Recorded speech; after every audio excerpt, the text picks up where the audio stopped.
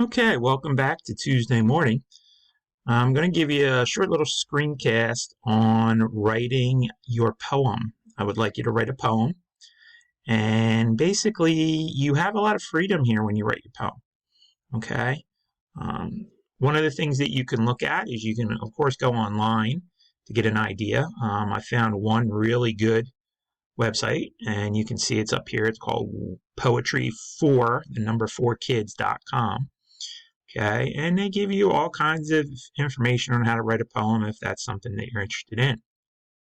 I like very much that they say you can do it.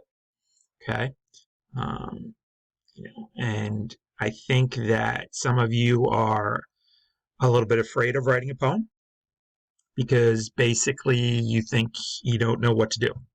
So I'm going to try to give you some hints that, first of all, it says what tools will you need. Now they say you need a pencil and pen or pencil and paper. You certainly can do it on your computer, but it might not be a bad idea to do it with pencil and paper. Okay. They also talk about how if you really get into poetry, you can have a whole poetry notebook and do it like that. And they have other things too. Your brain. They mention how you can have a rhyming dictionary, although your poem does not have to rhyme. But of course, all that you can use on the computer as well. The dictionary can be on the computer, so if you want to use a dictionary, you can go on the computer, dictionary.com. Thesaurus, which gives you synonyms and antonyms of words, can also be found on there as well. And they even give you some sample poems. Now, this one rhymes, but yours does not have to rhyme.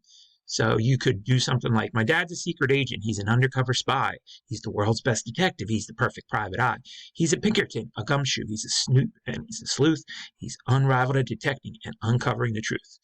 Now, I'm not going to read the rest of this, but you get the idea. This has a nice rhythm. It also has a rhyme, but yours doesn't have to do that. Okay. As a matter of fact, we're going to look here. We're going to look at our instructions for writing a poem. These are your instructions. Okay, number one. So we're going to look right here at number one. Number one, your poem does not need to rhyme.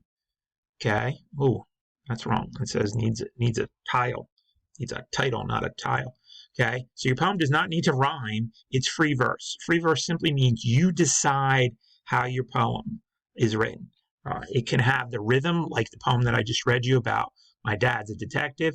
And it could rhyme like that one, or it can just be your thoughts in whatever way you want them to be expressed.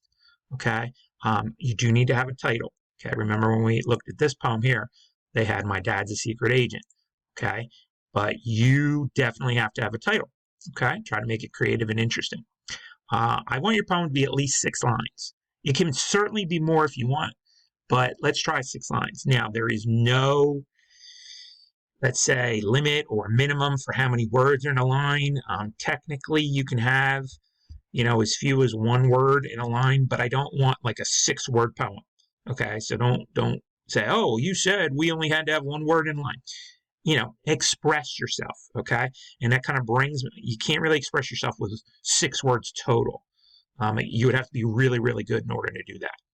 Okay, and that kind of brings us to number 3, where it says poems are written to express your feelings. You remember when we did author's purpose, and we said that every time we saw a poem, we immediately went to express, because that's what poems do. They express feelings.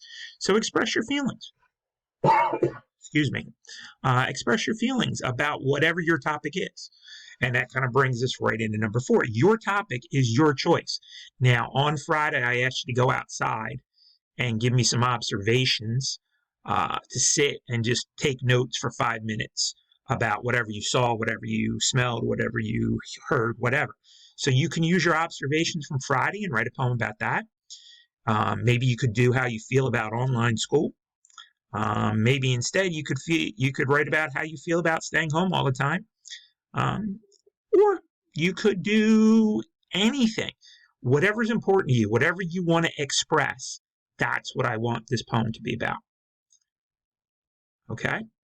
Finally, when you finish your poem, what you're going to do is you're going to proofread it, because Many, many, many of you do not proofread before you submit, and I really need you to make sure you do that.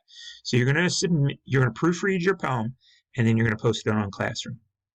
Okay? If you do not want me to share your poem with anybody else, that's fine. I won't do that. Okay?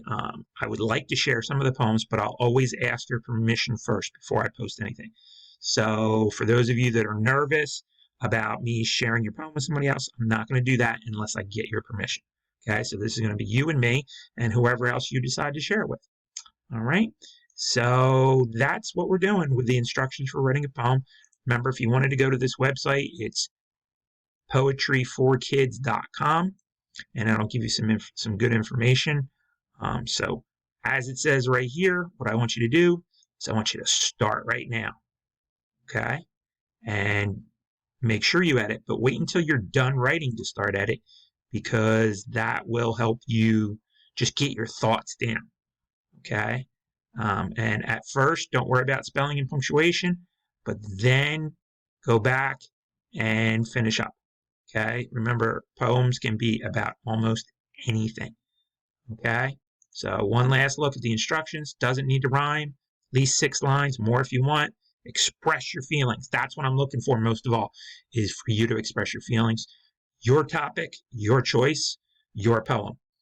And finally, when you finish, make sure you proofread and post it on Classroom. I really look forward to reading your poems. Thanks. Have a great Tuesday, everyone.